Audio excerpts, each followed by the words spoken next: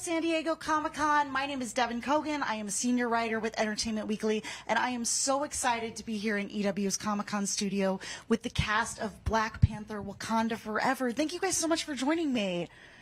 Thank you for having me. You guys literally just got off stage at Hall H, where you got to debut the world premiere of the trailer for Black Panther: Wakanda Forever. Tell me a little bit about what that experience was like to get to share that with, you know, the thousands of people in Hall H. It always feels like the final cast member is present when we're getting to show the piece to an audience. So we never fully know what it is until they see it and they consume it and they give it right back. So it feels like they finally showed up and we feel it. It's amazing. It was electric. Yeah, and you guys kicked off with this incredible, you know, musical performance that really kind of set the tone for this story. What was it like to, you know, for you guys to get to watch that and you know, really celebrate that? That was a callback to the first one. So it feels like spiritual invocation. And it immediately, obviously, reminded all of us of Chadwick Boseman and T'Challa and, like, receiving him in the world of Wakanda in the first one. So it felt momentous, at least, you know, and it also felt very much paying homage to that history that we share, that the audience shares, definitely the audience in Hall H, because it was exactly 5 years ago that we were here with him.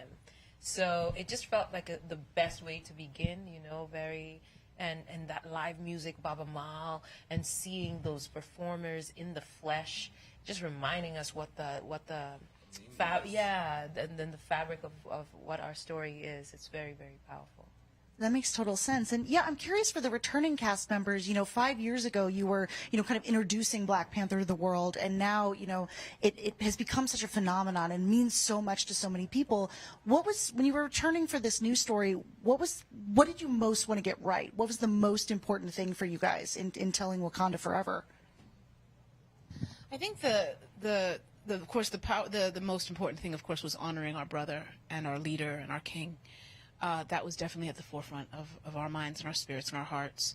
And also the fact that, yes, there was this amazing impact that the first Black Panther had. And so the need, I think, was to really solidify, in a sense, that these characters in this world, it has an arc. It wasn't a one-time momentous thing. There's story and complexity that comes with people who we rarely ever see on this sort of a platform, and that was very important for that, the arcs and the journeys and the complexities to be fully realized, because that really solidifies the representation that it created at the beginning. And it's also important to let go of any expectation that this movie will be Black Panther 1.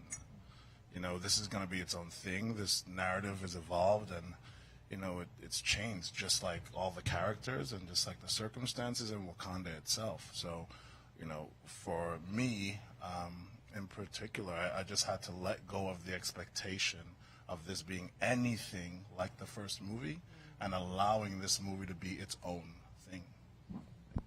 Yeah, I imagine that would be so rewarding to get to sort of explore, you know, new stories set in this world and new, you know, kind of themes, you know, in this world that, you know, you did such an amazing job building the first time. For sure. Yeah. That was the point, definitely. That was the point I was trying to make. That journey of character and arc has to be fully realized in order for, you know, in order for what was created to be honored. Absolutely. And, you know, for some of the new cast members who are joining, you know, what was it like to get to step into such this, you know, incredible, epic world, you know, of Wakanda and this amazing storytelling? Well, for me, it's like you see these people making a mural, a beautiful paint in the wall, and then they invite you to be part of that. They invite you to put your hand and to your footprint in this world. It's fantastic, you know. It's the perfect way to be here with this wonderful cast, with all the crew. They were incredible, and the production. I don't know. It's fantastic. It's a honor and a wonderful gift from the heaven. to be here. Yeah, for some of the new cast members, was there anything that surprised you or that you weren't expecting about, joining the story? Very surreal for me. Just come in and jump on this train, which it didn't feel like it was a sequel. I felt like it was its own thing, and I felt very welcome. Everyone was very welcome, and I felt like I was part of the family. I wasn't here in the first one, but I didn't feel like I was not here in the first one, if that makes any sense.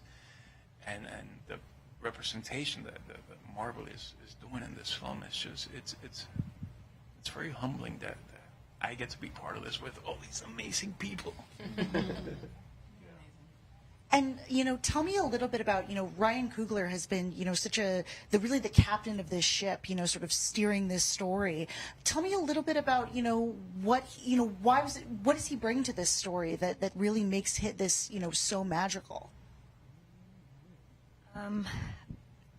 That is a fantastic question. Firstly, like integrity. There's not many directors like Ryan out there. The soul and the heart of the film, it starts with the writing, and he has a sensitivity to our ideas and how we want to collaborate.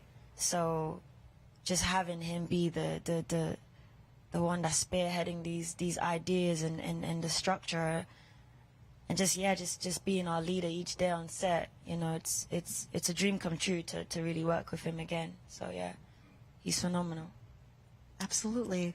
All right. Well, thank you guys all so much for joining me. And thank you everyone at home for tuning in. Stay tuned to EW.com for even more coverage of all things Black Panther and Marvel. And thank you all again for such a wonderful conversation. Thank you. Thank you.